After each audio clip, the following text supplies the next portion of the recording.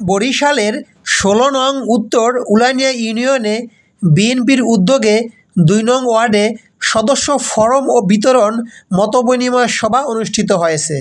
সভায় প্রধান অতিথি হিসেবে উপস্থিত ছিলেন বরিশাল উত্তর জেলা বিএনপির সম্মানিত সদস্য সৈয়দ আকবর হোসেন চৌধুরী। বিশেষ অতিথি হিসেবে উপস্থিত ছিলেন জেলা যুবদলের যুগ্ম আহ্বায়ক আসাদুল হক চৌধুরী মিল্টন।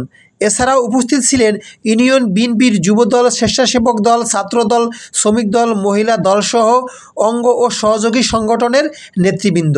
সভায় উপস্থিত সভাপতিত্ব করেন সাবেক ইউপি সদস্য ও ওয়ার্ড বিএনপির নেতা আব্দুল হাই কামাল। বক্তারা দলকে সংগঠিত করে গণতান্ত্রিক আন্দোলনের অংশগ্রহণের উপর গুরুত্ব আরোপ করেছেন। ধারাবাহিকভাবে এই সভা সমাবেশ চলতেই থাকবে বলে তারা জানিয়েছেন।